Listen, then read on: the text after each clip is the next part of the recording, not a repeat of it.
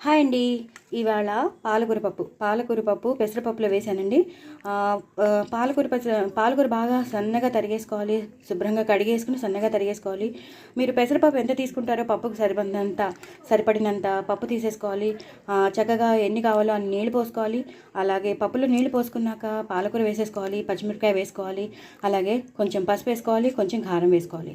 Plus మనకి hotel taste పప్పు రావాలంటే ఒక్క చిన్న ఉల్లిపాయ వేసేసుకుంటే మనకి హోటల్లో ఉన్న పప్పు మనకి చాలా ఇష్టపడతాం కదా, ఆ టేస్ట్ రావట్లేదేంటి అనుకుంటాం కదా. సో ఒక్క ఉల్లిపాయ వేసేసుకుంటే మనకి ఆ టేస్ట్ వచ్చేస్తుంది. లేదు ఉల్లిపాయ అవసరం లేదండి మేము తినము అన్న వాళ్ళు స్కిప్ చేసుకోవచ్చు.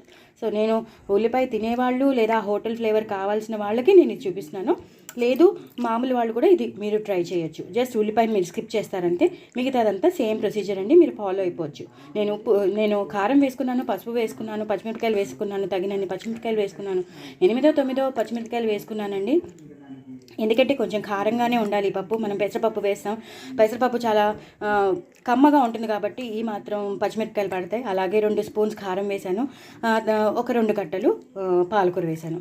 సో తగినన్ని నీళ్ళు పోసేసుకుని ఇలాగా చేసేసుకుని నేను కుక్కర్లో పెట్టేసుకుంటానండి. ఇది బాగా ఉడికిపోయాక మ్యాష్ చేశాక పోపు వేసేటప్పుడు మీకు చూపిస్తాను. ఇందాక మీకు నేను చూపించాను, పప్పును ఉడకబెట్టుకోవడానికి నేను కుక్కర్లో పెట్టేసుకుంటాను. ఆ తర్వాత నేను తీసి మళ్ళీ మ్యాష్ చేసుకుని నేను ఇలా ప్యాన్లో వేసేసుకున్నానండి. ఎందుకంటే గిన్నెలో ఉడకబెట్టడం కొంచెం పొంగిపోతుందని నేను ఇలా ప్యాన్లో వేసేసుకున్నాను. దాంట్లో వచ్చే నీరు కూడా ఇందులోనే కలిపేశాను. సో మీకు ఇందాక చూపించాను కదా నేను ఏమేమి వేసానో చూపించాను. పసుపు వేసాను, కారం వేసాను, పెసరపప్పులో పచ్చిమిరపకాయలు వేసాను, ఒక చిన్న ఉల్లిపాయ వేసాను. ఎందుకంటే రెస్టారెంట్ స్టైల్ మనకి హోటల్లో ఉన్న పాలకూర పప్పులా తినాలని అనిపించినా, లేదా డాబాలో తిన్న చపాతీలు ఇస్తారు, ఆ చపాతీలకు ఒక పప్పు ఇస్తాడు, అలాంటి దాల్ తినాలనిపించినా, అలాంటి పప్పు తినాలనిపించినా మనం ఇలాగా కొంచెం ఒక ఉల్లిపాయ వేసి మనం బాగా మరగబెట్టేసుకుని ఇలా చేసేసుకుంటే చాలా చాలా బాగుంటుంది. సో అందుకే మీకు నేను చూపిస్తున్నాను అనమాట. ఉల్లిపాయలు వేసుకొని వాళ్ళు స్కిప్ చేసేయచ్చండి, ఉల్లిపాయలు వేసుకునే వాళ్ళు వేసుకోండి. అలాగే వెల్లుల్లిపాయ పోపు పెడతాం కాబట్టి వెల్లుల్లిపాయ పోపు పెట్టుకునే వాళ్ళు పెట్టుకోండి. లేదు మేము తినమండి అన్న వాళ్ళు స్కిప్ చేసేయచ్చండి. మిగతావన్నీ సేమ్. ఇప్పుడు నేను హైలో పెట్టుకున్నాను కాబట్టి సిమ్లో పెట్టుకుంటున్నానండి.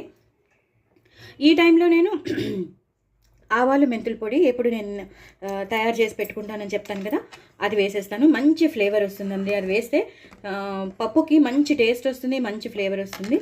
అలాగే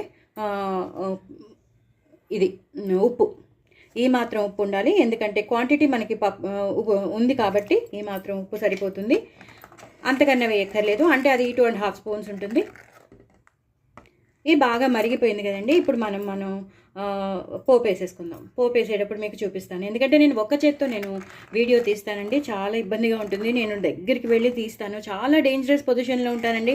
బట్ ఆల్సో నేను మీ అందరికీ ఒకసారి చూపించాలని నేను చూపిస్తున్నాను. ఇది డాబా పప్పు, చాలా బాగుంటుంది. ఇలాగే టమాటో పప్పులు చేస్తారు వాళ్ళు, రకరకాల పప్పులు చేస్తారు, చాలా చాలా బాగుంటుంది. వాళ్ళు ఎస్పెషల్లీ చపాతీస్లోనే నంచుకొని తింటారు. కొంతమంది గరం మసాలా కూడా వేసుకుంటారు. నేను ఇంకా గరం మసాలా వేయట్లేదండి. ఈ పప్పే చాలా చాలా బాగుంటుంది. ఇప్పుడు వెల్లుల్లిపాయ పోపు వేసి నేను మీకు చూపిస్తాను. సో పోపు గట్టి పెట్టేసుకున్నాను. ఇప్పుడు వెల్లుల్లిపాయలు వేస్తానండి.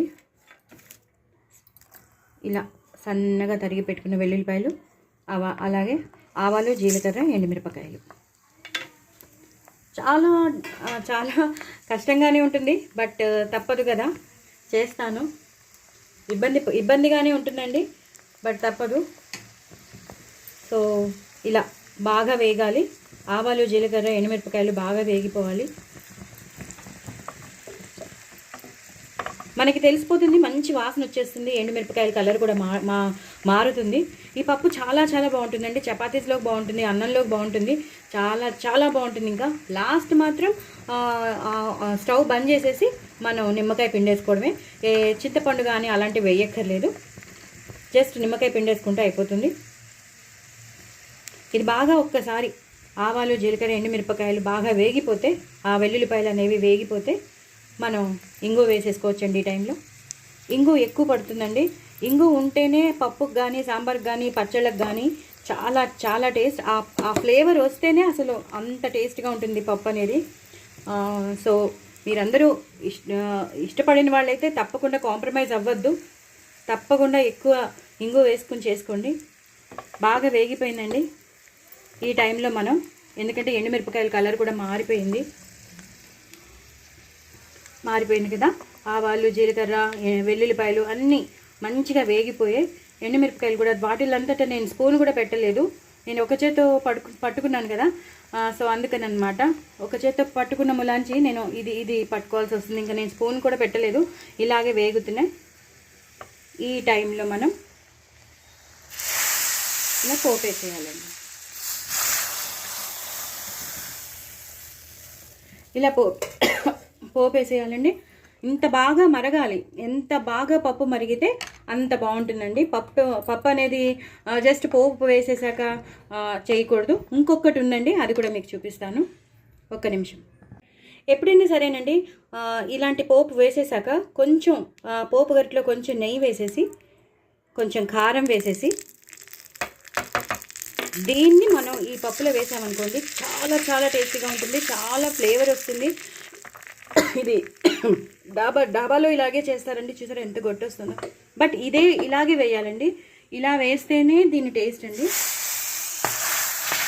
ఇలా మీకు కనిపిస్తుందా? మొత్తం అంతా ఇలా వేస్తేనే దీని టేస్ట్ అండి. అంతేగాని జస్ట్ పోపు వేసేసి ఆపేయకూడదు. అంటే మీకు కావాల్సిన టేస్ట్ కావాలన్నా, ఫ్లేవర్ కావాలన్నా ఇలా చేసుకోవాలి. హోటల్ కానీ డాబా కానీ చేయాలంటే ఇలా రావాలి. నాకు గొట్టు వచ్చేస్తుందండి, చాలా ఘాటు వచ్చేసింది. ఈ టైంలోనే మనం కొంచెం కరివేపాకు వేసుకోవాలండి. కరివేపాకు ఎక్కువ వేసుకోవాలి, అలాగే కొత్తిమీర కూడా వేసుకోవాలి. చాలా చాలా టేస్టీగా ఉంటుంది ఈ పప్పు మాత్రం. మీరందరూ తప్పకుండా ట్రై చేయండి. నా ఛానల్ సబ్స్క్రైబ్ చేసుకోండి, సపోర్ట్ చేయండి. నేను 1000 సబ్స్క్రైబర్స్కి దగ్గరలో ఉన్నానండి. సో నేను రీచ్ అయ్యేటట్టు చేయండి. నేను చాలా చాలా రిస్క్ తీసుకుని నేను చేస్తున్నానండి. సో మీరందరూ మీ సపోర్ట్ ఉంటుందని అనుకుంటున్నారు. మీరందరూ నా ఫ్యామిలీ మెంబర్స్, నా ఫ్రెండ్స్ కాబట్టి నేను అడుగుతున్నానండి. సో చాలా చాలా టేస్టీ అయిన పెసరపప్పుతో వేసిన పాలకూర పప్పు అండి. చాలా చాలా చాలా చాలా ఎంత మరిగితే పప్పు అంత బాగుంటుందండి. ఈ టైంలోనే నేను ఇప్పుడు ఒక్క 2 నిమిషాలు ఇలా మరిగిపోయాక, ఆల్రెడీ మరుగు వచ్చేసింది, ఇంకా నేను బంద్ చేస్తానండి.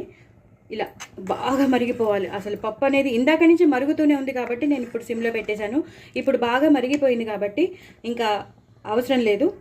అలా ఒక ఉడుకు వచ్చేసింది కదా, ఆ ఉడుకు అనేది వచ్చేసాక బాగా మరిగిపోయాక ఈ టైంలోనే మనం స్టవ్ బంద్ చేసేసుకుని నిమ్మకాయ పిండేసుకోవాలి. చాలా చాలా చాలా చాలా టేస్టీగా ఉంటుంది. చపాతీలోకి బాగుంటుంది, అన్నంలోకి బాగుంటుంది. పిల్లలైతే 2 సార్లు తింటారు, పెద్దవాళ్ళు కూడా ఇష్టపడి తింటారు. సో మీరందరూ తప్పకుండా ట్రై చేయండి. నా ఛానల్ సబ్స్క్రైబ్ చేసుకోండి. But very very tasty palak dal అండి. చాలా చాలా టేస్టీగా ఉండే పాలక్ దాల్, ఢాబా దాల్. బాయ్ అండి.